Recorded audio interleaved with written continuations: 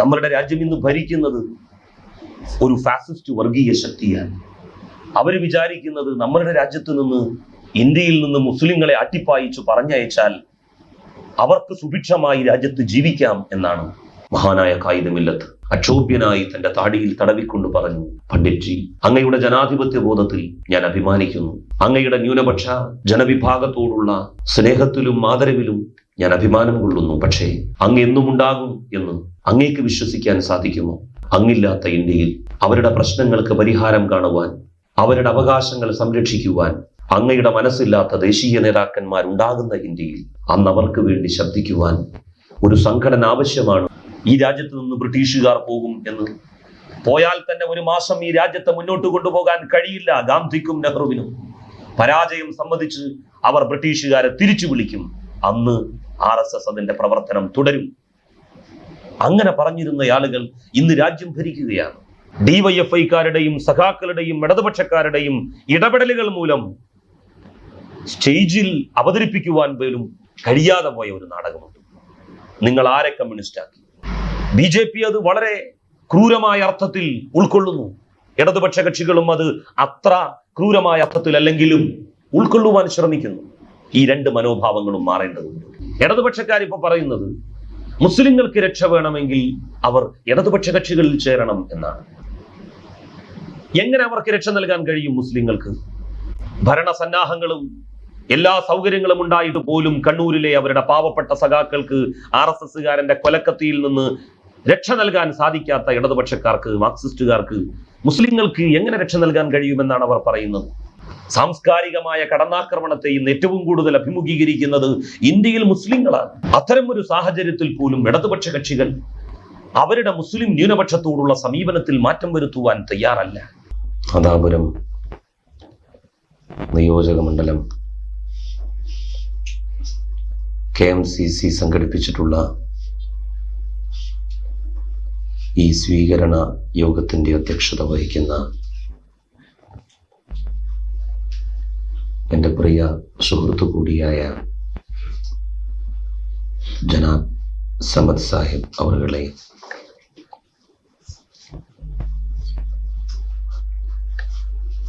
ഈ ഒത്തുചേരലിൻ്റെ ഔപചാരികമായ ഉദ്ഘാടന കർമ്മം നിർവഹിച്ച ഖത്തർ KMCCയുടെ പ്രഗത്ഭനായ ജനറൽ സെക്രട്ടറി, എനിക്കേറെ സ്നേഹാദരങ്ങളുള്ള ജനാബ് പാറക്കൽ അബ്ദുള്ള സാഹിബ്, ഈ ചടങ്ങിന് ആശംസകൾ നേർന്നുകൊണ്ട് വളരെ പരിമിതമായ വാക്കുകളിൽ പ്രസംഗിച്ച മലപ്പുറം ജില്ലാ KMCCയുടെ പ്രസിഡന്റും എൻ്റെ മാന്യ സ്നേഹിതനുമായ ജനാബ് കോയ സാഹിബ്, ജനാബ് NK അബ്ദുള്ള സാഹിബ്, ജനാബ് മൊയ്തു ഹാജി സാഹിബ്, പ്രിയപ്പെട്ട ലത്തീഫ്, സൈദലവി, മറ്റു നല്ലവരായ സഹോദരന്മാരെ, സുഹൃത്തുക്കളെ, അസ്സലാമു അലൈക്കും.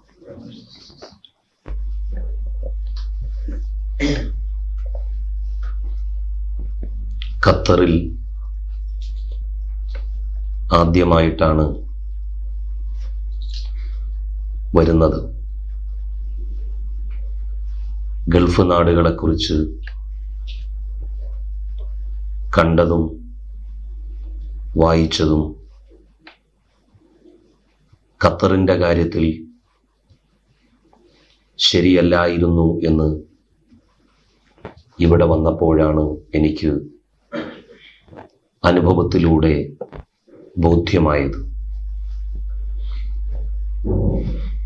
രാജകീയതക്കൊപ്പം മാന്യതയും ലാളിത്യവും പുലർത്തുവാൻ ഈ മണ്ണ് ഇപ്പോഴും ശ്രമിക്കുന്നു എന്നുള്ളത് വളരെയേറെ സന്തോഷദായകമാണ്. ഈ മണ്ണിൻ്റെ ആ സവിശേഷതകൾ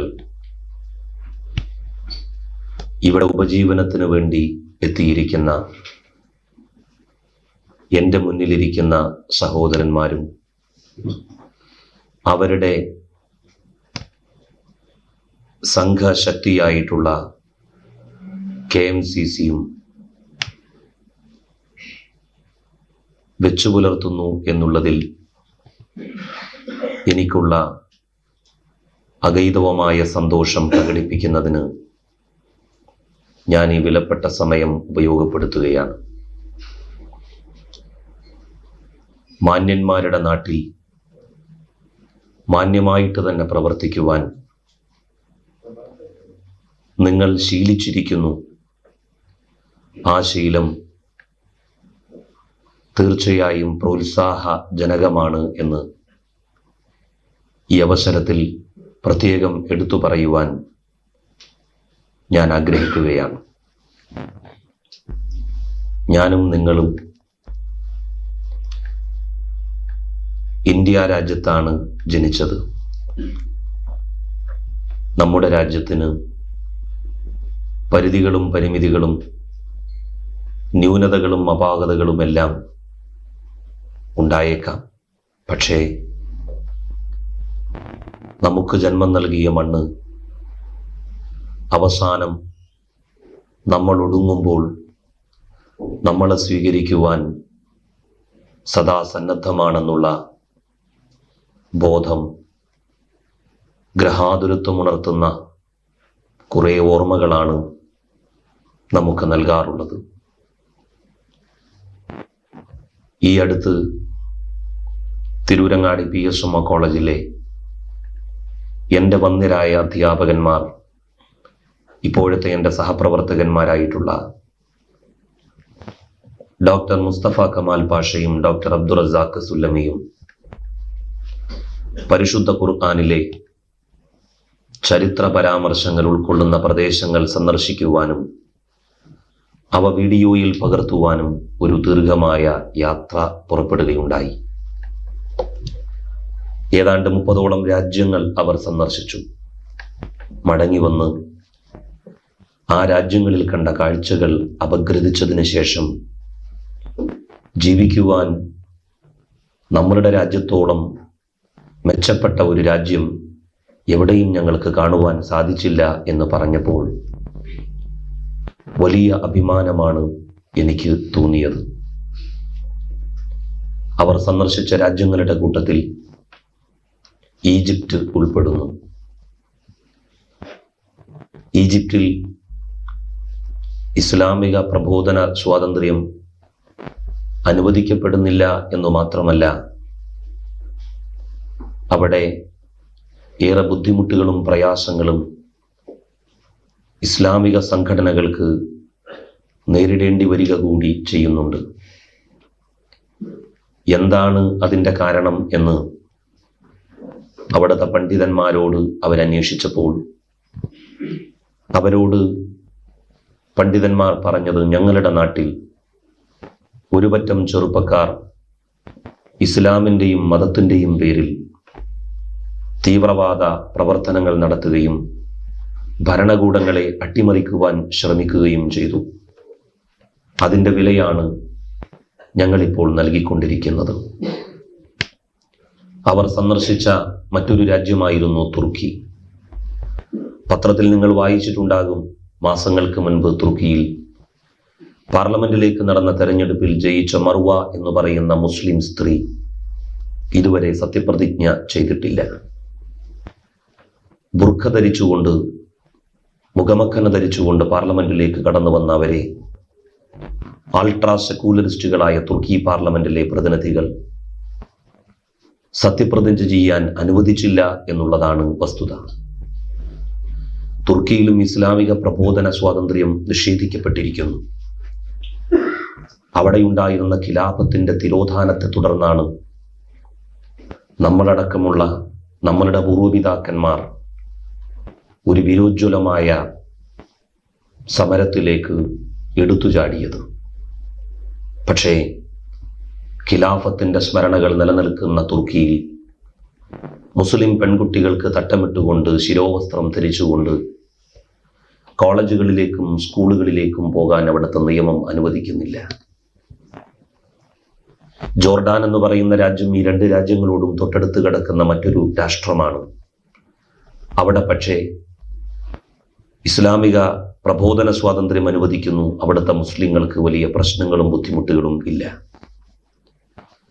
തുർക്കിയിലും ഈജിപ്തിലും നിഷേധിക്കപ്പെട്ടിട്ടുള്ള അവകാശങ്ങളും സ്വാതന്ത്ര്യവും നിങ്ങൾക്ക് മാത്രം എങ്ങനെ കിട്ടി എന്ന് ജോർഡാനിലെ മുസ്ലിം പണ്ഡിതന്മാരോടും നേതാക്കന്മാരോടും അവർ ചോദിച്ചപ്പോൾ അവർക്ക് ലഭിച്ച മറുപടി, ഞങ്ങൾ ഞങ്ങളുടെ രാജ്യത്ത് മതത്തിന്റെ പേരിൽ കലാപം നടത്താൻ ആരെയും അനുവദിച്ചില്ല. ജോർഡാന്റെ പാർലമെന്റിൽ ഞങ്ങൾക്ക് 17 മെമ്പർമാരുണ്ട്. ആ പ്രതിനിധികളുടെ പിൻബലത്തിൽ ഞങ്ങൾ ഇപ്പോഴും ഞങ്ങളുടെ അവകാശങ്ങൾ അനുഭവിച്ചുകൊണ്ട് ജീവിക്കുകയാണ്. ഇന്ത്യ മഹാരാജ്യത്ത് ജോർഡാനിലെ മുസ്ലിം നേതാക്കന്മാർ കാണിച്ച ആ പക്വത പ്രകടിപ്പിക്കുവാൻ മഹാനായ ഖായിദ് മില്ലത്ത് മുഹമ്മദ് ഇസ്മായിൽ സാഹിബ് ഉണ്ടായിരുന്നു. വിഭജനത്തെ തുടർന്ന് മുസ്ലിങ്ങളുടെ രാഷ്ട്രീയമായ ഭാവിയെ സംബന്ധിക്കുന്ന പല ചിന്തകളും ഉരുത്തിരിഞ്ഞു വന്നു. അതിലൊന്ന് വർത്തമാന ഇന്ത്യയിൽ നിലനിൽക്കുന്ന ജനാധിപത്യ മതേതര സംവിധാനങ്ങളോട് പുറംതിരിഞ്ഞു നിൽക്കലാണ് അവിടുത്തെ മുസ്ലിങ്ങൾക്ക് അഭികാമ്യമായിട്ടുള്ളത് എന്നതായിരുന്നു. മഹാനായ ഖായിദ് മില്ലത്ത് മുഹമ്മദ് ഇസ്മായിൽ സാഹിബ് ആ വീക്ഷണത്തെ ശക്തമായി എതിർത്തു എന്ന് മാത്രമല്ല, രാജ്യത്തിന്റെ ജനാധിപത്യ സംവിധാനത്തെ തള്ളിപ്പറഞ്ഞുകൊണ്ട് പ്രബലമായ ഒരു ന്യൂനപക്ഷം എന്നുള്ള നിലയിൽ മുന്നോട്ടു പോകുവാൻ ഇന്ത്യയിലെ മുസ്ലിങ്ങൾക്ക് സാധ്യമാവുകയില്ല എന്ന് മനസ്സിലാക്കുകയും അവർക്ക് അവരുടേതായ ഒരു രാഷ്ട്രീയ സംഘടന ആവശ്യമാണ് എന്ന് അവരെ ബോധ്യപ്പെടുത്തുവാനുള്ള ശ്രമങ്ങൾ ആരംഭിക്കുകയും ചെയ്തു. ആ ശ്രമങ്ങൾക്ക് മുസ്ലിങ്ങൾ ഭൂരിപക്ഷമുള്ള പ്രദേശങ്ങളിൽ നിന്ന് തണുപ്പൻ സ്വീകരണം ലഭിച്ചു. അവർ സാമാന്യേന ന്യൂനപക്ഷമായ പ്രദേശങ്ങളിൽ, വിശിഷ്യ കേരള സംസ്ഥാനത്ത് വമ്പിച്ച സ്വീകരണമാണ് ലഭിച്ചത്. ഒന്നുമറിയാത്ത മലബാറിലെ മാപ്പിളമാർ അവർക്ക് മുണ്ടുപോലും ശരിക്കൊടുക്കാൻ അറിഞ്ഞിരുന്നില്ല എന്ന് പരിഹസിക്കാറുണ്ട്. അവർക്ക് വിദ്യാഭ്യാസം ഉണ്ടായിരുന്നില്ല എന്ന് ആക്ഷേപിക്കാറുണ്ട്. എല്ലാം ഞാൻ സമ്മതിക്കുന്നു. പക്ഷേ ഇന്ത്യയിലെ ന്യൂനപക്ഷ ജനവിഭാഗത്തിന്റെ അസ്തിത്വം നിലനിർത്തുവാനുള്ള ഒരു ചരിത്രഘട്ടത്തിലെ സുപ്രധാനമായ സംഭവം, രാഷ്ട്രീയ സംഘടനയുടെ രൂപീകരണം, അതിൽ മലബാറിലെ ഒന്നുമറിയാത്ത മാപ്പിളമാരുടെ ഏറ്റവും പ്രധാനപ്പെട്ട അവർ വഹിച്ച പങ്ക് ചരിത്രത്തിന്റെ താളുകളിൽ രേഖപ്പെടുത്തപ്പെട്ട് കഴിഞ്ഞതാണ്. നമ്മളുടെ പൂർവ്വപിതാക്കന്മാർക്ക് ഒരുപക്ഷെ വിദ്യാഭ്യാസം ഉണ്ടായിട്ടില്ലായിരിക്കാം. പക്ഷേ അവർക്ക് അനുഭവ സമ്പത്തും രാജ്യത്ത് മുസ്ലിങ്ങൾ നിലനിൽക്കണം, അവരുടെ ഇസ്സത്ത് നിലനിർത്തിക്കൊണ്ട് എന്നുള്ള ബോധവും ആരെക്കാളും അധികം ഉണ്ടായിരുന്നു.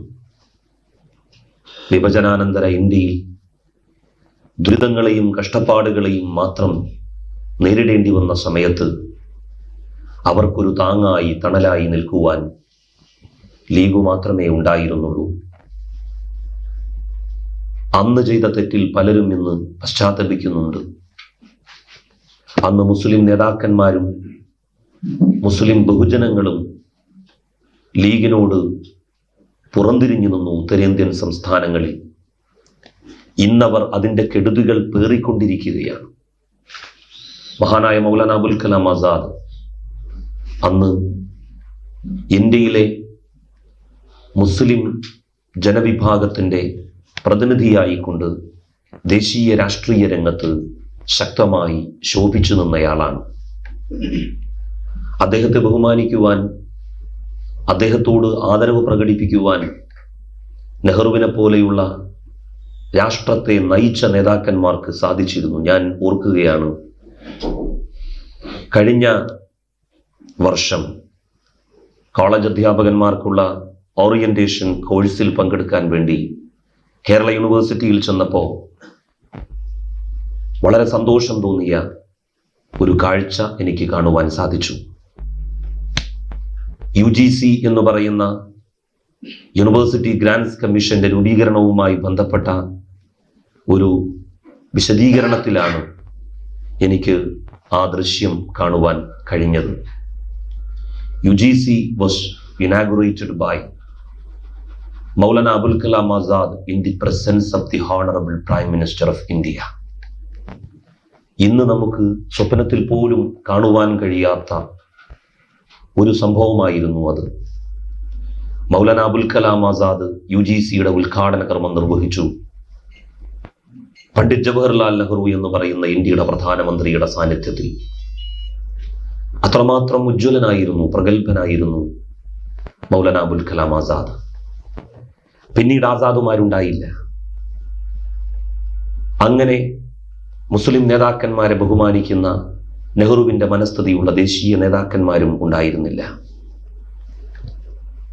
ഖായിദ് മില്ലത്ത് മുഹമ്മദ് ഇസ്മായിൽ സാഹിബിന്റെ വീക്ഷണം എന്തുമാത്രം ശരിയായിരുന്നു എന്ന് നമ്മെ ബോധ്യപ്പെടുത്തുന്ന അദ്ദേഹവുമായി ബന്ധപ്പെട്ട ഒരു ചരിത്ര സംഭവം ഞാൻ ഈ സന്ദർഭത്തിൽ അനുസ്മരിക്കുകയാണ്. നിങ്ങളെ നിങ്ങൾ ഇഷ്ടപ്പെടുന്ന സ്ഥലത്തേക്ക് ഗവർണറായോ, നിങ്ങൾ ഇഷ്ടപ്പെടുന്ന രാജ്യത്തേക്ക് അംബാസഡറായോ പറഞ്ഞയക്കാം. നിങ്ങൾ ഈ സംഘടനാ രൂപീകരണത്തിൽ നിന്ന് പിറകോട്ട് പോരണം എന്ന് നെഹ്റു പറഞ്ഞപ്പോൾ നിങ്ങളുടെ അവകാശങ്ങൾ സംരക്ഷിക്കുവാൻ നെഹ്റുവും നെഹ്റുവിന്റെ പാർട്ടിയുമില്ലേ, നിങ്ങൾക്ക് എന്നെ വിശ്വാസമില്ലേ എന്ന് മുഖത്തടിച്ചതുപോലെ നെഹ്റു ചോദ്യങ്ങളുടെ ശരമായി ഖായിദ് മില്ലത്തിന്റെ മുഖത്തേക്ക് എറിഞ്ഞപ്പോൾ മഹാനായ ഖായിദ് മില്ലത്ത് അക്ഷോഭ്യനായി തന്റെ താടിയിൽ തടവിക്കൊണ്ട് പറഞ്ഞു, പണ്ഡിറ്റ് ജി, അങ്ങയുടെ ജനാധിപത്യ ബോധത്തിൽ ഞാൻ അഭിമാനിക്കുന്നു. അങ്ങയുടെ ന്യൂനപക്ഷ ജനവിഭാഗത്തോടുള്ള സ്നേഹത്തിലും ആദരവിലും ഞാൻ അഭിമാനം കൊള്ളുന്നു. പക്ഷേ അങ്ങ് എന്നും ഉണ്ടാകും എന്ന് അങ്ങേക്ക് വിശ്വസിക്കാൻ സാധിക്കുമോ? അങ്ങില്ലാത്ത ഇന്ത്യയിൽ അവരുടെ പ്രശ്നങ്ങൾക്ക് പരിഹാരം കാണുവാൻ, അവരുടെ അവകാശങ്ങൾ സംരക്ഷിക്കുവാൻ അങ്ങയുടെ മനസ്സില്ലാത്ത ദേശീയ നേതാക്കന്മാരുണ്ടാകുന്ന ഇന്ത്യയിൽ അന്ന് അവർക്ക് വേണ്ടി ശബ്ദിക്കുവാൻ ഒരു സംഘടന ആവശ്യമാണ് എന്ന് മഹാനായ ഖായിദ് മില്ലത്ത് അന്നതിന് പ്രത്യുത്തരമായി പറഞ്ഞുവത്രേ. സത്യത്തിൽ ആ മഹാന്റെ, ആ വലിയ മനുഷ്യന്റെ ചിന്തയുടെ ആഴം എന്തുമാത്രമാണ് എന്ന് നമുക്ക് ബോധ്യമാകുന്നത് ഇപ്പോഴാണ്. ഇന്നത്തെ ഇന്ത്യയിലെ തലമുറ അനുഭവങ്ങളില്ലാത്ത തലമുറയാണ്. അവർ പുസ്തകങ്ങളുടെ ഏടുകളിൽ നിന്ന് ഇന്ത്യയെ കണ്ടെത്തുവാൻ, ഇന്ത്യയുടെ ചരിത്രം പഠിക്കുവാൻ ശ്രമിക്കുന്നവരാണ്.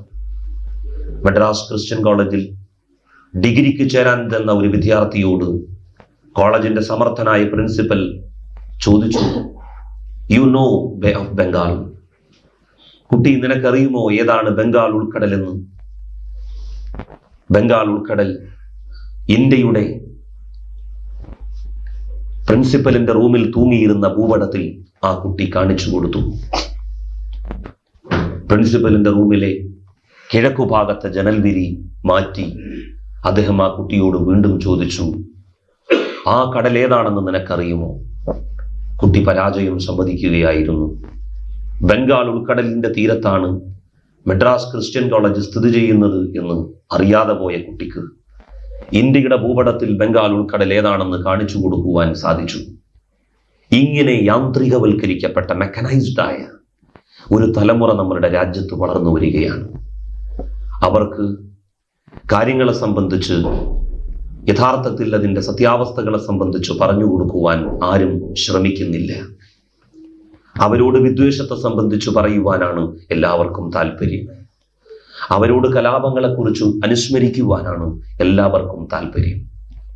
സ്നേഹത്തെക്കുറിച്ച്, അനുകമ്പയെക്കുറിച്ച്, മറ്റുള്ളവരോട് കാണിക്കേണ്ട മര്യാദകളെക്കുറിച്ച് അവരോട് പറയുവാൻ, അവരെ പഠിപ്പിക്കുവാൻ അധ്യാപകന്മാരില്ലാത്ത, അതിന് കലാശാലകളും വിദ്യാഭ്യാസ കേന്ദ്രങ്ങളും ഇല്ലാത്ത ഒരു സാഹചര്യത്തിലേക്ക് നാം നീങ്ങുകയാണ്. മനുഷ്യൻ എത്രമാത്രം ദുർബലനാണ്. അവന്റെ കഴിവുകേടുകളെ സംബന്ധിച്ച് അവൻ ഒരിക്കലും ഓർമ്മിക്കാറില്ല. അവനെപ്പോഴും അവന്റെ കഴിവുകളെ സംബന്ധിച്ച്, ലോകം കീഴടക്കുവാൻ അവന് സാധിച്ചതിൻ്റെ മഹത്വങ്ങളെ സംബന്ധിച്ച് പറയാൻ മാത്രമേ സമയമുള്ളൂ. മഹാനായ പ്രവാചകൻ സല്ലല്ലാഹു അലൈഹി വസല്ലമിനോട് ഒരിക്കൽ ചോദിച്ചു അനുചരന്മാരിൽ ഒരാൾ, പ്രിയപ്പെട്ട പ്രവാചകരെ, ഏറ്റവും വലിയ അറിവെന്താണെന്ന് എന്നോട് പറഞ്ഞു തന്നാലും. പ്രവാചകൻ പറഞ്ഞു, ഏറ്റവും വലിയ അറിവ് അവനവനെ സംബന്ധിച്ചുള്ള അറിവാണ്. അവനവന്റെ കഴിവിനെ സംബന്ധിച്ചുള്ള അറിവല്ല, അവനവന്റെ മഹത്വത്തെ സംബന്ധിച്ചുള്ള ജ്ഞാനമല്ല, അവനവന്റെ കഴിവുകേടുകളെയും പരിധികളെയും പരിമിതികളെയും കുറിച്ചുള്ള അറിവ്. മനുഷ്യനെ ഇന്ന് ആർജിക്കുവാൻ പ്രയാസമുള്ളതായി അത് മാറിയിരിക്കുന്നു. നമുക്ക് അറിവ് ധാരാളമുണ്ട്, പക്ഷേ തിരിച്ചറിവ് നമുക്ക് തീരെയില്ല. നമുക്ക് വായന വളരെയുണ്ട്, പക്ഷേ പുനർവായന നടത്തുവാനുള്ള സന്നദ്ധത നമ്മളിൽ ആരും പ്രകടിപ്പിക്കുന്നില്ല. മോപ്പസാങ്ങിൻ്റെതാണെന്ന് തോന്നുന്നു പ്രസിദ്ധമായ ഒരു കഥയുണ്ട് മനുഷ്യന്റെ നിസ്സഹായതയെ സംബന്ധിച്ച്. വളരെ മനോഹരമായി അനാവരണം ചെയ്യുന്നുണ്ട് അതിൽ. ഒരു ഗ്രാമം, ആ ഗ്രാമത്തിൽ ഒരു പാവപ്പെട്ട കർഷകൻ, തൻ്റെ കുടുംബത്തെ അത്രമാത്രം സ്നേഹിച്ചിരുന്ന കർഷകൻ, തൻ്റെ ഭാര്യയോട് അത്രമാത്രം ആത്മാർത്ഥത പുലർത്തിയിരുന്ന മനുഷ്യൻ, ആ ഭാര്യയുടെ ആഗ്രഹങ്ങൾ മുഴുവൻ അയാൾ തൻ്റെ പരിമിതമായ വരുമാനത്തിനുള്ളിൽ നിന്നുകൊണ്ട് പൂർത്തീകരിച്ചു കൊടുക്കുവാൻ എല്ലാം ചെയ്തുകൊണ്ടേയിരുന്നു. അങ്ങനെ ആഭരണത്തോട് വളരെ കൂടുതൽ ഭ്രമമുണ്ടായിരുന്ന ആ സ്ത്രീയുടെ, ആ ഭാര്യയുടെ ആഭരണ ഭ്രമം ക്ഷമിപ്പിക്കുവാൻ വേണ്ടി ആ കർഷകൻ തൻ്റെ വരുമാനത്തിൽ നിന്ന് കിട്ടുന്ന ചില്ലറ സ്വരൂപിച്ചു വെച്ച് ആഭരണങ്ങൾ വാങ്ങി അവളെ തൃപ്തിപ്പെടുത്തുവാൻ ശ്രമിച്ചു. ജീവിതയാത്രയിൽ ആദ്യം പോകേണ്ടി വന്നത് ഭാര്യക്കാണ്. ഭർത്താവിനെ നിലനിർത്തി ലോകത്തോട് വിട പറഞ്ഞു ഭാര്യ. അദ്ദേഹത്തിന് വലിയ പ്രയാസവും ബുദ്ധിമുട്ടും തോന്നി. വലിയ ദുഃഖം അദ്ദേഹത്തിന് അനുഭവപ്പെട്ടു. അദ്ദേഹം തൻ്റെ ഭാര്യയുടെ വേർപാടിൽ ഏറെ വിഷമിച്ചു. എന്നാൽ ദാരിദ്ര്യം മനുഷ്യനെ എന്തും ചെയ്യാൻ പ്രേരിപ്പിക്കും. അങ്ങനെ ദാരിദ്ര്യം ഒരു ശപിക്കപ്പെട്ട നിമിഷത്തിൽ തൻ്റെ ഭാര്യയുടെ ആഭരണങ്ങൾ മുഴുവൻ വിൽക്കുവാൻ അദ്ദേഹത്തെ പ്രേരിപ്പിച്ചു. ആ ആഭരണങ്ങളെല്ലാം എടുത്തുകൊണ്ട് മുക്കുപണ്ടങ്ങളെന്ന് അദ്ദേഹം കരുതിയിരുന്ന ആഭരണങ്ങൾ എടുത്തുകൊണ്ട് അദ്ദേഹം അങ്ങാടിയിലേക്ക് പോയി. എന്നിട്ട് ആഭരണങ്ങൾ വിൽക്കുന്ന കച്ചവടക്കാരൻ്റെ കടയിൽ ചെന്ന് ആഭരണങ്ങൾ ചില്ലറ പൈസക്ക് വിൽക്കുവാൻ വേണ്ടി ശ്രമിച്ചു. അത് പരിശോധിച്ചു നോക്കിയ കച്ചവടക്കാരൻ വളരെ വലിയ വിലപിടിപ്പുള്ള രത്നങ്ങൾ കൊണ്ട് നിർമ്മിച്ചതാണ് ഈ ആഭരണങ്ങൾ എന്ന് കർഷകനോട് പറഞ്ഞു. അപ്പോഴാണ് ആ പാവം മനുഷ്യൻ അറിയുന്നത്, താൻ അറിയാതെ തൻ്റെ ഭാര്യ ആഭരണഭ്രമം ക്ഷമിപ്പിക്കുവാൻ വേണ്ടി വേശ്യാവൃത്തി നടത്തുകയും അതിൽ നിന്ന് പണം സമ്പാദിക്കുകയും അങ്ങനെ വലിയ തുകക്ക് ആഭരണങ്ങൾ വാങ്ങിക്കൂട്ടുകയും ചെയ്തിരുന്നു എന്ന്. നിസ്സഹായനായ മനുഷ്യന്റെ ആത്മാർത്ഥമായ സ്നേഹിക്കുവാൻ അറിയുന്ന മനുഷ്യന്റെ ഒരു ചിത്രം നമുക്ക് മുന്നിൽ വരച്ചു കാണിക്കുവാനാണ് മോപ്പസാങ് ശ്രമിച്ചത്. ആ പരിധികളും പരിമിതികളും ന്യൂനതകളും നമ്മളിലുണ്ട് എന്നുള്ള ബോധത്തോടു കൂടിയാവണം നാം രാഷ്ട്രീയ രംഗത്തായാലും സാമൂഹിക രംഗത്തായാലും സാംസ്കാരിക രംഗത്തായാലും മുന്നോട്ട് പോകേണ്ടത് എന്ന ഒരു ചെറിയ നിർദ്ദേശമാണ് എനിക്ക് വെക്കുവാനുള്ളത്. ഈ നിർദ്ദേശം വെക്കുവാൻ മാത്രം ഞാൻ യോഗ്യനാണോ എന്ന് നിങ്ങൾ ഒരുപക്ഷെ സംശയിച്ചേക്കും. ഞാനും നിങ്ങളുടെ സംശയത്തിൽ പങ്കാളിയാകുന്നു. എന്നെ ശരിക്കും അറിയുന്ന എൻ്റെ മനസാക്ഷിയുടെ മുമ്പിൽ ഒരിക്കലും ഒരു കുറ്റക്കാരനാകണമെന്ന് ആഗ്രഹിക്കാത്ത ഒരു വ്യക്തി എന്നുള്ള നിലയിൽ നിങ്ങളെ അതിന് ഉപദേശിക്കുവാനുള്ള അർഹത എനിക്കില്ല എന്ന് ഞാൻ സമ്മതിക്കുന്നു. പക്ഷേ ആരെങ്കിലും ഇത്തരത്തിലുള്ള കാര്യങ്ങൾ പറയണ്ടേ എന്നുള്ള നിലയിലാണ് ഞാൻ ഈ കാര്യം പറയുന്നത്. നമ്മളുടെ പ്രിയപ്പെട്ട മാതൃഭൂമിയുടെ വിമോചനത്തെക്കുറിച്ച്, ആ രാജ്യത്തിൻ്റെ മഹത്വത്തെക്കുറിച്ച്, മഹിമയെക്കുറിച്ചാണ് നാം പറഞ്ഞു വരുന്നത്. നമ്മളുടെ രാജ്യം വളരെ വലിയ മാതൃക ലോകത്തിന് കാണിച്ച ഒരു രാഷ്ട്രമായിരുന്നു. ഇച്ഛാശക്തി എന്ന് പറയുന്നത് നമുക്ക് ലോകത്ത് ഏറ്റവും കൂടുതൽ ഉണ്ടായിരുന്ന ഒരു കാലം നമ്മളുടെ ചരിത്രത്തിൽ കഴിഞ്ഞു പോയിട്ടുണ്ട്. മഹാനായ അലക്സാണ്ടർ ചക്രവർത്തി ലോകം മുഴുവൻ ആക്രമിച്ച് തൻ്റെ വരുതിക്കുള്ളിൽ കൊണ്ടുവന്ന അലക്സാണ്ടർ, ഗ്രീക്ക് സംസ്കാരത്തെ ലോകത്തിന്റെ അഷ്ടദിക്കുകളിലും എത്തിച്ച മഹാനായ അലക്സാണ്ടർ, അലക്സാണ്ടറെ മഹാൻ എന്ന് നാം വിളിക്കുന്നത് അദ്ദേഹം വലിയ വെട്ടിപ്പിടുത്തങ്ങൾ നടത്തി എന്നതിന്റെ പേരിലല്ല. ഉത്കൃഷ്ടമായ ഗ്രീക്കു നാഗരികത പാശ്ചാത്യ പൗരസ്ത്യ ദേശങ്ങളിൽ ദിക്കുകളിൽ പ്രചരിപ്പിക്കുവാൻ അദ്ദേഹം നടത്തിയ പരിശ്രമങ്ങളെ അടിസ്ഥാനമാക്കിയാണ് നാം മഹാൻ എന്നുള്ള പട്ടം അലക്സാണ്ടർക്ക് നൽകിയത്. ആ അലക്സാണ്ടർ ചക്രവർത്തി ഇന്ത്യയിലും തന്റെ അക്രമത്തിന്റെ പ്രവർത്തനങ്ങളുമായി തന്റെ സാമ്രാജ്യത്തിന്റെ വിപുലീകരണവുമായി ബന്ധപ്പെട്ടെത്തുകയുണ്ടായി. അന്ന് അദ്ദേഹം പുരുഷോത്തമൻ എന്ന് പറയുന്ന ഇന്ത്യയിലെ ഒരു രാജാവിനെ ബന്ദിയായി പിടിച്ചു. അദ്ദേഹത്തെ ബന്ധനസ്ഥനാക്കി, കൈകാലുകൾ ബന്ധിച്ചു. കൈകാലുകൾ ബന്ധിപ്പിക്കപ്പെട്ട നിലയിൽ പുരുഷോത്തമനോട് അലക്സാണ്ടർ ചക്രവർത്തി ചോദിച്ചു, നിങ്ങളോട് ഞാൻ എങ്ങനെയാണ് പെരുമാറേണ്ടത് എന്ന്. താൻ ഇപ്പോൾ അലക്സാണ്ടർ ചക്രവർത്തിയുടെ മുന്നിൽ അസ്വാതന്ത്ര്യം അനുഭവിച്ചുകൊണ്ട് നിൽക്കുകയാണ് എന്നറിയാമായിരുന്ന പുരുഷോത്തമൻ, തന്റെ കൈകാലുകൾ ബന്ധിതമാണ് എന്ന് മനസ്സിലാക്കിയിരുന്ന പുരുഷോത്തമൻ വളരെ ശക്തമായി തന്നെ അലക്സാണ്ടർ ചക്രവർത്തിയോട് മറുപടിയായി പറഞ്ഞത്, നിങ്ങളൊരു ചക്രവർത്തിയോട് എങ്ങനെയാണോ പെരുമാറേണ്ടത് അങ്ങനെയാണ് എന്നോട് പെരുമാറേണ്ടത്. അത്രയും വലിയ ഇച്ഛാശക്തി ഒരു കാലത്ത് ഇന്ത്യക്കാരനുണ്ടായിരുന്നു.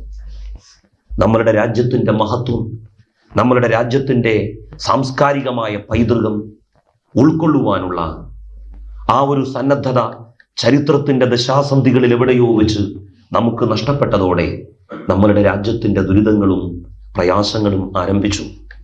പലരും പറയാറുണ്ട്, സാമ്രാജ്യത്വ ശക്തികൾ ഇന്ത്യയിലേക്ക് കടന്നു വന്നത് ഇന്ത്യക്കൊരനുഗ്രഹമായിരുന്നു എന്ന്.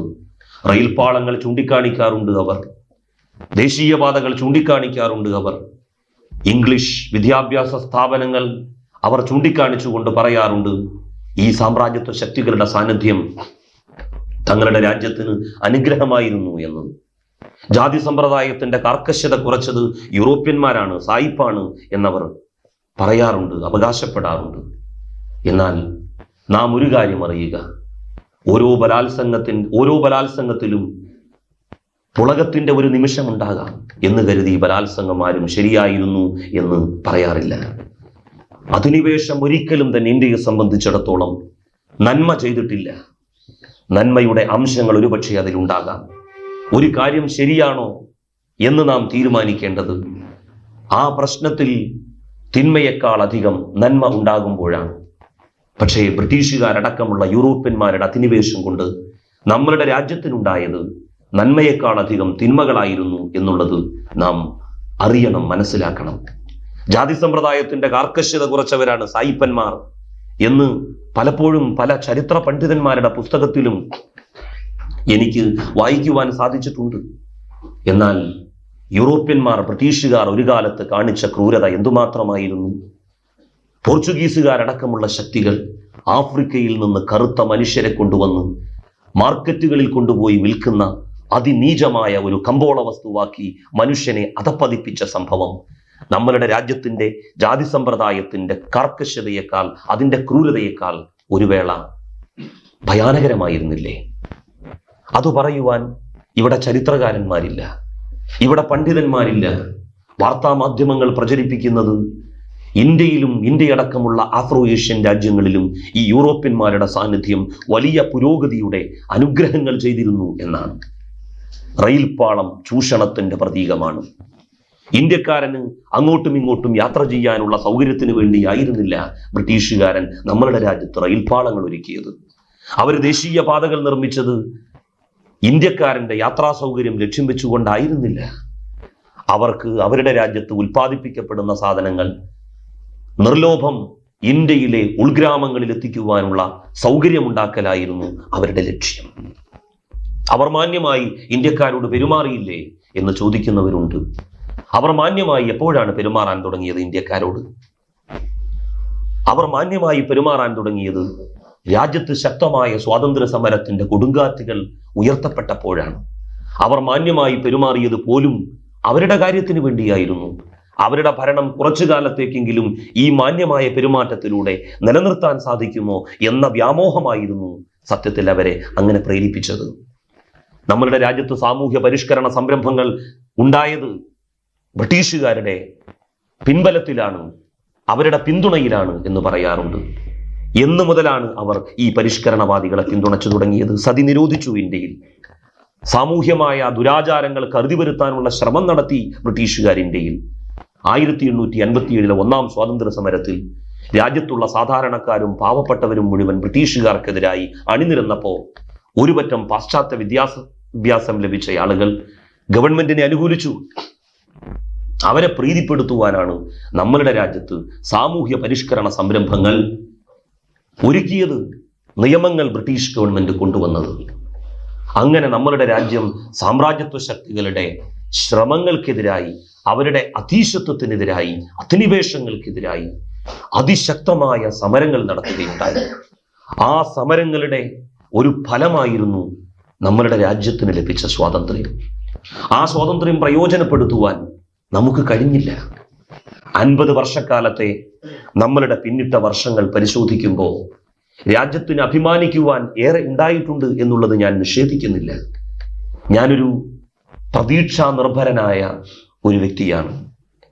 പ്രതീക്ഷകളാണ് ജനങ്ങൾക്ക് നൽകേണ്ടത് എന്ന് വിശ്വസിക്കുന്നയാളാണ്. ആളുകളെ അരക്ഷിതാവസ്ഥയിൽ വിട്ടേച്ചുകൊണ്ട് അവരുടെ മുമ്പിൽ ജീവിതത്തിന്റെ ഇനിയുള്ള മാർഗങ്ങൾ അടക്കപ്പെട്ടതാണ് എന്ന് ബോധിപ്പിക്കൽ ഒരു നല്ല രാഷ്ട്രീയ പ്രവർത്തകന്റെ ചുമതലയല്ല. അവർക്കെപ്പോഴും പ്രതീക്ഷകളാണ് നാം നൽകേണ്ടത്. പ്രതീക്ഷകളാണ് നമ്മളെയൊക്കെ ജീവിപ്പിക്കുവാൻ സത്യത്തിൽ പ്രേരിപ്പിക്കുന്നത്. നല്ല സ്വപ്നങ്ങൾ കാണാൻ പ്രതീക്ഷകളുള്ളവർക്കേ കഴിയും. സ്വപ്നങ്ങൾ കാണാത്ത ഒരു സമൂഹം, ഒരു സമുദായം എന്ന് പറയുന്നത് ജീവച്ഛവങ്ങളാണ്. നമ്മളെ സ്വപ്നങ്ങൾ കാണാൻ പഠിപ്പിച്ചു മുസ്ലിം ലീഗ്. നമ്മളോട് സ്വപ്നങ്ങൾ നെയ്യുവാൻ വേണ്ടി പറഞ്ഞു മഹാനായ ഖായിദ മില്ലത്ത്. കേരളത്തിലെ മുസ്ലിങ്ങൾക്ക് മനോഹരങ്ങളായ സ്വപ്നങ്ങളെ സംബന്ധിച്ചുള്ള വർണ്ണനകളാണ് മഹാനായ കോയ സാഹിബ് നൽകിയത്, മഹാനായ സീതി സാഹിബ്. അവരെ നവോത്ഥാനത്തിന്റെ വഴിയിലൂടെ, പന്ഥാവിലൂടെ അഭിവൃദ്ധിയുടെ പുതിയ ഉത്തുംഗതയിലേക്ക് നയിക്കുവാൻ വേണ്ടിയിട്ടുള്ള ഭഗീരഥ യത്നം നടത്തുകയുണ്ടായി. അതിനൊക്കെ ഫലം കണ്ടു. നമ്മളൊക്കെ അനുഭവിച്ചു കൊണ്ടിരിക്കുന്ന ഈ ഒരു സുഖം എന്ന് പറയുന്നത്, ഈ ഒരു അഭിവൃദ്ധി എന്ന് പറയുന്നത് നമ്മളുടെ സംഘടിതമായ രാഷ്ട്രീയ ശക്തിയുടെ പിൻബലത്തിൽ നമ്മൾ നേടിയെടുത്തിട്ടുള്ളതാണ്. ആ അഭിവൃദ്ധി ഒരു സുപ്രഭാതത്തിൽ ഉണ്ടായതല്ല. കഠിനമായ അധ്വാനം അതിന്റെ പിന്നിൽ ഉണ്ടായിട്ടുണ്ട് എന്നുള്ളത് നാം മനസ്സിലാക്കുക. നമ്മളുടെ രാജ്യം ഇന്ന് ഭരിക്കുന്നത് ഒരു ഫാസിസ്റ്റ് വർഗീയ ശക്തിയാണ്. അവർ വിചാരിക്കുന്നത് നമ്മളുടെ രാജ്യത്ത് നിന്ന്, ഇന്ത്യയിൽ നിന്ന് മുസ്ലിങ്ങളെ അട്ടിപ്പായിച്ചു പറഞ്ഞയച്ചാൽ അവർക്ക് സുഭിക്ഷമായി രാജ്യത്ത് ജീവിക്കാം എന്നാണ്. ന്യൂനപക്ഷങ്ങളുടെ പ്രാതിനിധ്യം നിഷേധിച്ചുകൊണ്ട്, അവരുടെ പങ്കാളിത്തത്തെ തള്ളിപ്പറഞ്ഞുകൊണ്ട് ലോകത്തൊരു രാജ്യത്തിനും പുരോഗമിക്കാൻ സാധിച്ചിട്ടില്ല എന്നുള്ള ചരിത്രത്തിന്റെ തിരിച്ചറിവ് ഇല്ലാതെ പോയിരിക്കുന്നു ഇന്ത്യയിലെ ഭരണാധികാരികൾക്ക്. ഫ്രാൻസിലെ ന്യൂനപക്ഷങ്ങളായിരുന്ന ഹ്യൂഗനോട്ട്സുകൾ അവരുടെ പങ്കാളിത്തത്തെ നിഷേധിച്ചു. അവിടുത്തെ ഭരണാധികാരികൾ അവിടുത്തെ ഭൂരിപക്ഷത്തിന്റെ സമ്മർദ്ദത്തിന് വഴങ്ങിയിട്ട് ഹ്യൂഗനോട്ട്സുകൾ ഫ്രാൻസിൽ നിന്ന് ആട്ടിയോടിക്കപ്പെട്ടു. അന്നു മുതൽക്കാണ് ഫ്രാൻസ് സാമ്പത്തികമായി അധപ്പതിക്കാൻ തുടങ്ങിയത് എന്ന് ഫ്രാൻസിന്റെ സാമ്പത്തിക ചരിത്രം രേഖപ്പെടുത്തിയ പണ്ഡിതന്മാർ എഴുതാൻ മറന്നിട്ടില്ല. ജർമ്മനിയിലെ ന്യൂനപക്ഷങ്ങളായിരുന്നു ജൂതന്മാർ. ജർമ്മനിയിൽ നിന്ന് ആട്ടിയോടിക്കപ്പെട്ടു. അവിടുത്തെ ആര്യന്മാരുടെ സമ്മർദ്ദത്തിന് വഴങ്ങി അവിടുത്തെ ഭരണാധികാരികൾ അതിനു വേണ്ടി യത്നിച്ചു. ഹിറ്റ്ലർ അതിന്റെ മുന്നിൽ നിന്ന് പ്രവർത്തിച്ചു. അവരെ സ്വീകരിക്കുവാൻ, ഇരു കൈകളും നീട്ടി സ്വീകരിക്കുവാൻ ഇംഗ്ലണ്ട് തയ്യാറായി. ജർമ്മനിയിൽ നിന്ന് ജൂതന്മാർ നിഷ്കാസിതരാക്കപ്പെട്ടില്ലായിരുന്നുവെങ്കിൽ ജർമ്മനി ലോകത്തിലെ ഏറ്റവും വലിയ ഒരു രാജ്യമായി മാറുമായിരുന്നു എന്ന് ജർമ്മനിയെ സംബന്ധിച്ച് പഠനം നടത്തിയ ഗവേഷണ ത്വരയുള്ള വിദ്യാർത്ഥി എഴുതി വെച്ചിട്ടുണ്ട് തന്റെ ഗവേഷണ പ്രബന്ധത്തിൽ. സ്പെയിനിലെ ന്യൂനപക്ഷങ്ങളായിരുന്ന മുസ്ലിങ്ങളെ അവിടുത്തെ ക്രൈസ്തവ ഭൂരിപക്ഷം ആട്ടിയോടിച്ചു. അവരുടെ സമ്മർദ്ദത്തിന് വഴങ്ങി ഭരണാധികാരികൾ അവരോട് രാജ്യം വിട്ടുപോകാൻ പറഞ്ഞു. സ്പെയിനിൽ നിന്ന് മുസ്ലിങ്ങൾ ആട്ടിയോടിക്കപ്പെട്ടില്ലായിരുന്നുവെങ്കിൽ സ്പെയിൻ ഇരുണ്ട ഭൂഖണ്ഡങ്ങളുടെ പട്ടികയിലേക്ക് ഒരിക്കലും തന്നെ എടുത്തെറിയപ്പെടുമായിരുന്നില്ല എന്ന് ചരിത്ര പുസ്തകത്തിൽ നാം വായിക്കുന്നു. ലോകത്തൊരു രാജ്യവും ന്യൂനപക്ഷങ്ങളുടെ പങ്കാളിത്തത്തെ നിഷേധിച്ചുകൊണ്ട് അഭിവൃദ്ധിയുടെ ഒരംശം പോലും സ്വായത്തമാക്കിയിട്ടില്ല. പാകിസ്ഥാനിലെ ഹിന്ദു ന്യൂനപക്ഷത്തെ അവഗണിച്ചുകൊണ്ട് പാകിസ്ഥാന് മുന്നോട്ടു പോകാൻ കഴിയില്ല എന്നുള്ളതുപോലെ ബംഗ്ലാദേശിലെ ഹിന്ദു ന്യൂനപക്ഷത്തെ അവഗണിച്ചുകൊണ്ട് ആ രാജ്യത്തിന് അഭിവൃദ്ധിപ്പെടാൻ സാധിക്കില്ല എന്നുള്ളതുപോലെ ഈ രാജ്യങ്ങളിലൊക്കെയുള്ള ന്യൂനപക്ഷങ്ങളുടെ പങ്കാളിത്തത്തെ നിഷേധിച്ചുകൊണ്ട് ഈ രാജ്യങ്ങൾക്കും അഭിവൃദ്ധിപ്പെടാൻ സാധിക്കുകയില്ല എന്നുള്ളതുപോലെ ഇന്ത്യയിലെ ന്യൂനപക്ഷങ്ങളുടെ പങ്കാളിത്തത്തെ നിഷേധിച്ചുകൊണ്ട് അവരുടെ രാജ്യത്തിന്റെ അഭിവൃദ്ധിക്ക് വേണ്ടിയിട്ടുള്ള യത്നങ്ങളെ നിരാകരിച്ചുകൊണ്ട് ഒരിക്കലും ഇന്ത്യക്ക് ഒരടി പോലും മുന്നോട്ട് പോകാൻ കഴിയില്ല. ഇന്ത്യയുടെ വ്യവസായ മേഖലയുടെ കടിഞ്ഞാൻ 1% പോലും ഇല്ലാത്ത പാർസി ന്യൂനപക്ഷത്തിന്റെ കയ്യിലാണ്. അവരുടെ കയ്യിലെ താക്കോൽ കൂട്ടം ഒരു ദിവസം വ്യവസായ ശാലകളിലേക്ക് കൊണ്ടുപോയില്ലെങ്കിൽ ഇന്ത്യയുടെ വ്യവസായ ശാലകളിൽ നിന്ന് സൈറൺ മുഴങ്ങുകയില്ല. നമ്മളുടെ രാജ്യത്തിന്റെ ഭക്ഷ്യ മേഖലയുടെ അധീശത്വം പുലർത്തുന്നത് സിഖ് ന്യൂനപക്ഷമാണ്. അവരുടെ അധ്വാനത്തിന്റെ പിൻബലമില്ല എങ്കിൽ നമ്മളുടെ രാജ്യത്തിന്, ഇന്ത്യക്ക് സാമ്പത്തിക രംഗത്ത്, പ്രത്യേകിച്ച് ഭക്ഷ്യോൽപാദന രംഗത്ത് പിടിച്ചു നിൽക്കാൻ കഴിയില്ല. ഇന്ത്യയിലെ മുസ്ലിം ന്യൂനപക്ഷം നൂറ്റാണ്ടുകളായി, വർഷങ്ങളോളമായി കച്ചവട വ്യാപാര മേഖലകളിൽ വലിയ മേധാവിത്വം പുലർത്തുന്ന ഒരു ജനവിഭാഗമാണ്. അവരുടെ പങ്കാളിത്തത്തെ നിഷേധിച്ചുകൊണ്ട് ഇന്ത്യക്ക് കച്ചവട വാണിജ്യ മേഖലയിൽ മുന്നോട്ടു പോകാൻ കഴിയില്ല. ഈ സത്യം മനസ്സിലാക്കാൻ പക്ഷേ രാജ്യത്തിന്റെ ഭരണാധികാരികൾക്ക് സമയം ലഭിക്കുന്നില്ല.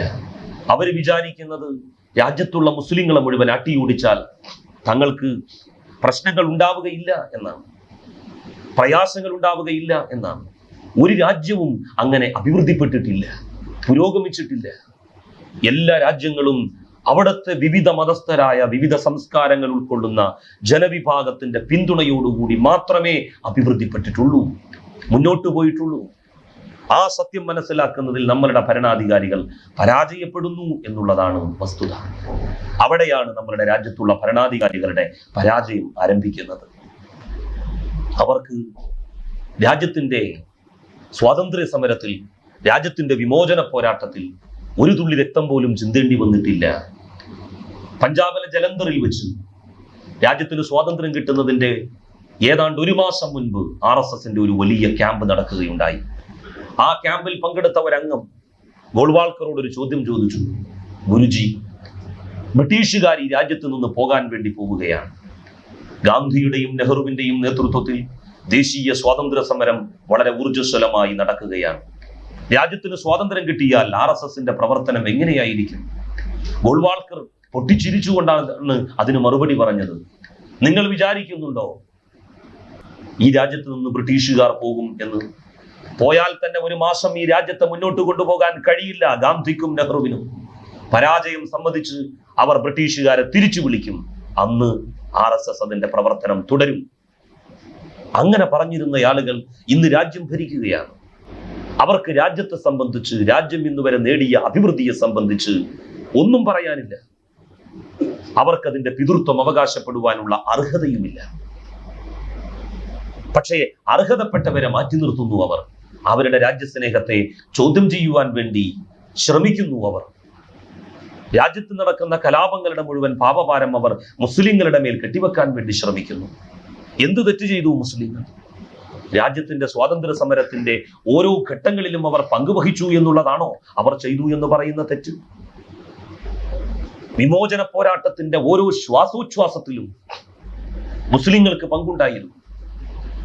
കക്കോരി ഗൂഢാലോചന കേസ്, ഇന്ത്യയിലെ തീവ്രവാദ സംഘടനകൾ, ഭഗത് സിംഗിന്റെ നേതൃത്വത്തിൽ രൂപീകരിക്കപ്പെട്ട സംഘടന, അതിലെല്ലാം മുസ്ലിങ്ങൾക്ക് പങ്കുണ്ടായിരുന്നു. മുസ്ലിങ്ങളുടെ പങ്കും ഭാഗതയത്വവും ഇല്ലാത്ത ഒരു ചരിത്ര സംഭവവും ഇന്ത്യയിൽ നടന്നിട്ടില്ല. കക്കോരി ഗൂഢാലോചന കേസ് ഇന്ത്യയിൽ ഗാന്ധിയുടെ സമാധാനപൂർണമായിട്ടുള്ള നയങ്ങളും സമീപനങ്ങളും അവസാനിപ്പിച്ച് രാജ്യത്ത് കർശനമായ തീവ്രവാദ പ്രവർത്തനങ്ങൾ നടത്തണമെന്ന് വാദിച്ചിരുന്ന ആളുകൾ, അവർ ബ്രിട്ടീഷുകാർക്കെതിരായി നടത്തിയ ഒരു വലിയ സംഭവമായിരുന്നു കക്കോരി ഗൂഢാലോചന കേസ്. ആ കേസിൽ 3 ആളുകളാണ് പിടിപ്പിക്കപ്പെട്ടത്. ഒന്ന് അഷ്ഫാഖുല്ലാ ഖാൻ, പിന്നെ 2 ഹിന്ദു സുഹൃത്തുക്കളും. ബ്രിട്ടീഷ് പട്ടാളോദ്യോഗസ്ഥൻ അഷ്ഫാഖുല്ലാ ഖാനെ ഈ 3 ആളുകളിൽ നിന്ന് വേർപ്പെടുത്തി, മറ്റു 2 ആളുകളിൽ നിന്ന് വേർപ്പെടുത്തി അടുത്ത റൂമിൽ കൊണ്ടുപോയി പറഞ്ഞു, കക്കോരി ഗൂഢാലോചന കേസിന്റെ പിതൃത്വം അത് നടത്തിയത് ആ 2 ഹിന്ദുക്കളാണ് എന്ന് നീ പറഞ്ഞാൽ നിന്നെ മരണത്തിൽ നിന്ന് രക്ഷപ്പെടുത്താം. മരണത്തിൽ നിന്ന് രക്ഷപ്പെടാൻ ആഗ്രഹിക്കാത്ത ആളുകൾ ഉണ്ടാവുകയില്ല. പക്ഷെ അഷ്ഫാഖുല്ലാ ഖാൻ പറഞ്ഞത് ആ 2 ഹിന്ദുക്കളുടെ കൂടെ മരിക്കുവാനാണ് ഞാൻ ആഗ്രഹിക്കുന്നത് എന്നാണ്. 1942 മഹാത്മാഗാന്ധി ക്വിറ്റ് ഇന്ത്യ സമരം ആരംഭിച്ചു. ക്വിറ്റ് ഇന്ത്യ പ്രസ്ഥാനത്തിന് ഇന്ത്യയിൽ ഒരു രക്തസാക്ഷിയെ ഉണ്ടായിട്ടുണ്ട്. ഇന്ത്യയിൽ ഒരു രക്തസാക്ഷി. അതാര? വക്കം അബ്ദുൽ ഖാദർ എന്ന് പറയുന്ന 28 വയസ്സ് മാത്രം പ്രായമുള്ള ചെറുപ്പക്കാരൻ, വിവാഹം കഴിക്കാത്ത ചെറുപ്പക്കാരൻ. മഹാനായ വക്കം അബ്ദുൽ ഖാദർ അദ്ദേഹം തൂക്കിലേറ്റപ്പെടുകയുണ്ടായി. തൂക്കിലേറ്റപ്പെടുന്നതിന് മുൻപ് പിതാവിനൊരു കത്തയച്ചു വക്കം അബ്ദുൽ ഖാദർ. കേരളത്തിലെ വക്കം അബ്ദുൽ ഖാദർ എന്താ അദ്ദേഹം എഴുതിയത്? ഈ രാജ്യത്തിന്റെ സ്വാതന്ത്ര്യത്തിന് വേണ്ടി മരിക്കുവാൻ സാധിച്ചതിൽ ഞാൻ അഭിമാനം കൊള്ളുന്നു പിതാവേ, അങ്ങ് ദുഃഖിക്കേണ്ടതില്ല. സ്വാതന്ത്ര്യം ലഭിച്ച ഇന്ത്യയിൽ അങ്ങേക്ക് ജീവിക്കുവാൻ കഴിയുമെങ്കിൽ അതാണ് ഞാൻ എൻ്റെ ജീവിതത്തിലെ ഒരു പുളകിതമായ നിമിഷമായി കാണുന്നത്. വക്കം അബ്ദുൽ ഖാദറിനെ കുറിച്ച് ഈ അടുത്ത് MP വീരേന്ദ്രകുമാർ പറഞ്ഞൊരു സംഭവം എനിക്ക് വല്ലാതെ മനസ്സിൽ തട്ടുകയുണ്ടായി. അദ്ദേഹം കേന്ദ്രമന്ത്രിയായിരിക്കെ പഞ്ചാബിൽ ഭഗത് സിംഗിന്റെ രക്തസാക്ഷി ദിനത്തിൽ പങ്കെടുക്കുവാൻ വേണ്ടി അദ്ദേഹം പോയത്രേ. അവിടുത്തെ മുഖ്യമന്ത്രി പ്രകാശ് സിംഗ് ബാദൽ കേരളത്തിൽ നിന്നുള്ള പ്രതിനിധി എന്നുള്ള നിലയിൽ വീരൻ പ്രസംഗിക്കണം എന്ന് അഭ്യർത്ഥിച്ചു. വീരൻ പ്രസംഗിച്ചു. എന്നിട്ട് പഞ്ചാബിലെ സിഖ് സമൂഹത്തോട് അദ്ദേഹം പറഞ്ഞത്, ഭഗത് സിംഗിനെ നിങ്ങൾ ഓർക്കുന്നു, പക്ഷേ ഭഗത് സിംഗിനെ പോലെ ഓർക്കപ്പെടേണ്ട കേരളത്തിലെ ഒരു മനുഷ്യനെ കുറിച്ച്, ഒരു ധീരനായ ദേശാഭിമാനിയെ കുറിച്ച് ഞാൻ പറയട്ടെ. വക്കം അബ്ദുൽ ഖാദറിന്റെ കഥ അദ്ദേഹം പറഞ്ഞു. പ്രകാശ് സിംഗ് ബാദൽ വീരേന്ദ്രകുമാറിന്റെ പ്രസംഗം കഴിഞ്ഞ തൊട്ടുടനെ തന്നെ പരസ്യമായി പ്രഖ്യാപിച്ചു, ഭഗത് സിംഗിന്റെ രക്തസാക്ഷി ദിനം ഇനി കൊണ്ടാടുന്ന നിമിഷങ്ങളിലെല്ലാം ഞങ്ങൾ വക്കം അബ്ദുൽ ഖാദറിനെയും ഓർക്കും എന്ന്. അറിയില്ല, ചരിത്രത്തിൽ ഇവിടെയും വക്കം അബ്ദുൽ ഖാദറിനെ പ്രോജ്വലിപ്പിച്ച് കാണിക്കുവാനുള്ള ശ്രമങ്ങൾ നടത്തിയിട്ടില്ല. നമ്മളുടെ രാജ്യത്തിന്റെ ചരിത്രത്തെ പാഠമാറ്റുവാനുള്ള ശ്രമങ്ങളാണല്ലോ ഫാസിസ്റ്റുകൾ നടത്തുന്നത്. ഹിറ്റ്ലറും അതാണ് ചെയ്തത്. ഹിറ്റ്ലർ തനിക്ക് ഭരണം ലഭിക്കുന്നു എന്ന് തോന്നിത്തുടങ്ങിയ നിമിഷത്തിൽ, തന്റെ പാർട്ടിക്കാണ് ഭൂരിപക്ഷം ലഭിക്കാൻ വേണ്ടി പോകുന്നത് എന്ന് അറിഞ്ഞ നിമിഷത്തിൽ അദ്ദേഹം ചെയ്തത് എന്താണ്? ജർമ്മനിയുടെ അന്ന് വരെ രചിക്കപ്പെട്ട ചരിത്ര പുസ്തകങ്ങളും അന്ന് വരെ വരക്കപ്പെട്ട ജർമ്മനിയുടെ അറ്റ്ലസുകളും ജർമ്മനിയുടെ തലസ്ഥാന നഗരിയിൽ ഒരുമിച്ച് കൂട്ടി, എന്നിട്ട് അത് കത്തിച്ച് ചാമ്പലാക്കി. ഒരു പുതിയ ചരിത്രം ജർമ്മനിക്ക് വേണ്ടി രചിക്കുവാനുള്ള, നിർമ്മിക്കുവാനുള്ള ശ്രമങ്ങളാണ് അദ്ദേഹം നടത്തിയത്. അതുപോലുള്ള ഒരു ശ്രമം നമ്മളുടെ രാജ്യത്തും നടക്കുകയാണ്. അതിന് ലാഘവത്തോടു കൂടി കാണാൻ നമുക്ക് കഴിയില്ല. നമുക്കെതിരായി വലിയ സാംസ്കാരികമായ അധിനിവേശ ശ്രമങ്ങൾ തന്നെയാണ് നടക്കുന്നത്. ഒരു സഹസ്രാബ്ദം അവസാനിക്കുകയും പുതിയ ഒരു നൂറ്റാണ്ടിന്റെ നാന്തി കുറിക്കുകയും ചെയ്യപ്പെട്ട കഴിഞ്ഞ ജനുവരി 1-ാം തീയതിയിലെ ഇന്ത്യൻ എക്സ്പ്രസിന്റെ 1-ാമത്തെ പേജിൽ പുതിയ നൂറ്റാണ്ടിനെ കുറിച്ച് വിശകലനം ചെയ്യുന്ന സുദീർഘമായ ഒരു ലേഖനമുണ്ടായിരുന്നു. ഇന്ത്യൻ എക്സ്പ്രസ് ഫാസിസ്റ്റുകൾക്ക് സ്വാധീനമുള്ള ഒരു മാനേജ്മെന്റ് നടത്തുന്ന പത്രമാണ്. അതിലെ 1-ാമത്തെ പേജ് പാശ്ചാത്യ സംസ്കാരം പൗരസ്ത്യ നാഗരികതകളുടെ മേൽ നടത്തിയ കടന്നാക്രമണത്തെ സംബന്ധിച്ച് വളരെ മനോഹരമായി എഴുതിയിരിക്കുന്നു ആ ലേഖനത്തിന്റെ പല ഭാഗത്തും. പക്ഷേ അനാവശ്യമായി ഒരിക്കൽ പോലും പരാമർശിക്കേണ്ടാത്ത ഒരു പരാമർശം ആ ലേഖനത്തിൽ ഒരു സ്ഥലത്ത് കുത്തിക്കയറ്റിയതിന്റെ ഉദ്ദേശശുദ്ധി നാം മനസ്സിലാക്കണം. ആര് മനസ്സിലാക്കിയില്ലെങ്കിലും ഡാൻഡെ എന്ന് പറയുന്ന യൂറോപ്പിൽ ജീവിച്ച ഒരു തലതിരിഞ്ഞ സാഹിത്യകാരൻ തന്റെ ബുദ്ധിക്ക് ഭ്രംശം സംഭവിച്ച ഏതോ ഒരു നിമിഷത്തിൽ പറഞ്ഞ വാക്കുകൾ, മഹാനായ പ്രവാചകൻ സല്ലല്ലാഹു അലൈഹി വസല്ലമനെ കുറിച്ച് പറഞ്ഞ വാക്കുകൾ ഉദ്ധരിക്കപ്പെട്ടിരിക്കുന്നു ഇന്ത്യൻ എക്സ്പ്രസ്. എന്താ പറഞ്ഞത് ഡാൻഡെ? മനുഷ്യകുലത്തോട് മുഹമ്മദ് കാട്ടിയ ക്രൂരമായ അനീതിയുടെ കാരണം മുഹമ്മദ് പ്രവേശിപ്പിക്കപ്പെടുക നരകത്തിലായിരിക്കും. നരകത്തിന്റെ 8-ാമത്തെ തട്ടിലായിരിക്കും മുഹമ്മദിന് പ്രവേശനം നൽകപ്പെടുക. അത് കഴിഞ്ഞാൽ 9-ാമത്തെ തട്ടിൽ പിന്നീട് നരകത്തിലുണ്ടാവുക സാത്താൻ മാത്രമായിരിക്കും. അതുകൊണ്ട് നിർത്തിയില്ല അദ്ദേഹം. മുഹമ്മദിന് മാത്രമായി, സാത്താന് പോലും നൽകപ്പെടാത്ത ഒരു ശിക്ഷ ദൈവം നരകത്തിൽ വെച്ച് മുഹമ്മദിന് നൽകും. എന്താണത്? മലദ്വാരം മുതൽ ശിരസ് വരെ കഷ്ണിച്ചുകൊണ്ടുള്ള അതിക്രൂരമായ ഒരു ശിക്ഷ. ആ വാചകം എടുത്ത് ഉദ്ധരിക്കപ്പെട്ടതിലൂടെ അത് പ്രസിദ്ധീകരിച്ചവർക്ക് ഒരു ലക്ഷ്യമുണ്ട്. അത് പ്രസിദ്ധീകരിച്ചവർക്ക് ചില ഉദ്ദേശങ്ങളുണ്ട്. സാംസ്കാരികമായ കടന്നാക്രമണത്തെ ഇന്ന് ഏറ്റവും കൂടുതൽ അഭിമുഖീകരിക്കുന്നത് ഇന്ത്യയിൽ മുസ്ലിങ്ങളാണ്. അത്തരം ഒരു സാഹചര്യത്തിൽ പോലും ഇടതുപക്ഷ കക്ഷികൾ അവരുടെ മുസ്ലിം ന്യൂനപക്ഷത്തോടുള്ള സമീപനത്തിൽ മാറ്റം വരുത്തുവാൻ തയ്യാറല്ല. അഭിപ്രായ സ്വാതന്ത്ര്യത്തെ കുറിച്ച് പറയുന്നു, BJPയെ വിമർശിക്കുന്നു. അവർ KN പണിക്കരുടെ ടുവാർഡ്സ് ഫ്രീഡം എന്ന് പറയുന്ന ഒരു ഗ്രന്ഥം രചിക്കുന്നത്, അത് പ്രസിദ്ധീകരിക്കുന്നത് ഇന്ത്യയുടെ research council, historical research council തടഞ്ഞിരിക്കുന്നു. അതിനെതിരായി എന്തൊക്കെ ശബ്ദകോലാഹലങ്ങൾ ഉണ്ടായി, എന്തൊക്കെ ശബ്ദകോലാഹലങ്ങൾ. ടുവാർഡ്സ് ഫ്രീഡം എന്ന് പറയുന്ന കെ.എൻ. പണിക്കരുടെ പുസ്തകം, സുമിത് സർക്കാരിന്റെയും കൂടി പുസ്തകം പ്രസിദ്ധീകരിക്കണമെന്നുള്ള പക്ഷക്കാർ തന്നെയാണ് ഞങ്ങൾ. എന്നാൽ ഇടതുപക്ഷ കക്ഷികൾ അസഹിഷ്ണുത ബി.ജെ.പിക്കാരെ പോലെ തന്നെ അത്ര ഒരു ക്രൂരമായ അർത്ഥത്തിലല്ലെങ്കിലും പുലർത്തുന്നു എന്നുള്ളത് സത്യമാണ്. കേരളത്തിന്റെ ചരിത്രം രചിക്കുവാൻ പ്രാമാണികനായ ചരിത്ര പണ്ഡിതൻ ശ്രീധര മേനോനോട് ഗവൺമെന്റ് പറഞ്ഞു. അതനുസരിച്ച് അദ്ദേഹം ചരിത്രം രചിച്ചു. പ്രസിദ്ധീകരിക്കാൻ പോകുന്നതിന്റെ ദിവസങ്ങൾക്ക് മുമ്പ് അദ്ദേഹത്തിനൊരു ഗവൺമെന്റിന്റെ ഓർഡർ കിട്ടി. എന്തായിരുന്നു ഓർഡർ? EMSനോടും പി ഗോവിന്ദപിള്ളയോടും ആലോചിച്ചു മാത്രമേ ചരിത്രം എഴുതേണ്ടതുള്ളൂ എന്നുള്ളതാണ്. ടുവാർഡ്സ് ഫ്രീഡം എന്ന് പറയുന്ന കെ.എൻ. പണിക്കരുടെയും സുമിത് സർക്കാരിന്റെയും ഗ്രന്ഥം രചിക്കുവാൻ വിസമ്മതം പ്രകടിപ്പിച്ചു ബി.ജെ.പി. കാരണം അത് മതേതര വീക്ഷണത്തിലൂടെ ഇന്ത്യയുടെ സ്വാതന്ത്ര്യ സമര പോരാട്ടങ്ങളെ നോക്കിക്കാണുന്ന ഒരു ഗ്രന്ഥമാണ്. എന്നാൽ കേരളത്തിന്റെ ചരിത്രം ശ്രീധര മേനോൻ രചിച്ചപ്പോ കമ്മ്യൂണിസ്റ്റ് വീക്ഷണത്തിൽ അവർ പറഞ്ഞ കാര്യങ്ങളിൽ ചിലതിനോട് വിയോജിപ്പ് പ്രകടിപ്പിച്ചിരുന്നു എന്നുള്ളതിന്റെ പേരിൽ ആ പരാമർശങ്ങൾ നീക്കം ചെയ്യുവാൻ വേണ്ടി പറഞ്ഞു. ഈ രണ്ട് മനസ്ഥിതികളും തമ്മിൽ ഒരുമിക്കുന്നില്ല എങ്കിലും സാമ്യതകളുണ്ട് എന്ന് എല്ലാവരും സമ്മതിക്കേണ്ടി വരും. വോട്ടർ എന്ന് പറയുന്ന ദീപാ മേത്തയുടെ സിനിമ ഷൂട്ട് ചെയ്യുന്നതിനെതിരായി UP-യിൽ മധുരയിൽ അതിശക്തമായ പ്രശ്നങ്ങളുണ്ടായി. VHPയുടെ പ്രവർത്തകന്മാർ ദീപാ മേത്തയെ കയ്യേറ്റം ചെയ്തു. അതിൽ പങ്കെടുത്ത കലാകാരന്മാർക്കെതിരായി അവർ അസഭ്യ വർഷങ്ങൾ ചുരിഞ്ഞു. അപലപിക്കേണ്ടതാണ്. നമ്മളുടെ നാട്ടിലെ ഇടതുപക്ഷ കക്ഷികളും അപലപിച്ചു. എന്നാൽ സിവിക് ചന്ദ്രൻ എഴുതിയ ഒരു നാടകമുണ്ട് നമ്മളുടെ സംസ്ഥാനത്ത്. DYFIക്കാരുടെയും സഖാക്കളുടെയും ഇടതുപക്ഷക്കാരുടെയും ഇടപെടലുകൾ മൂലം സ്റ്റേജിൽ അവതരിപ്പിക്കുവാൻ പോലും കഴിയാതെ പോയ ഒരു നാടകമുണ്ട്. നിങ്ങൾ ആരെ കമ്മ്യൂണിസ്റ്റ് ആക്കി? തോപ്പിൽ ബാസിയുടെ നിങ്ങൾ എന്നെ കമ്മ്യൂണിസ്റ്റ് ആക്കി എന്ന നാടകത്തെ വിമർശിച്ചുകൊണ്ട് അതിലെ പരാമർശങ്ങളെ രൂക്ഷമായി എതിർത്തുകൊണ്ട് സിവിക് ചന്ദ്രൻ എഴുതിയ നാടകമാണ് നിങ്ങൾ ആരെ കമ്മ്യൂണിസ്റ്റ് ആക്കി.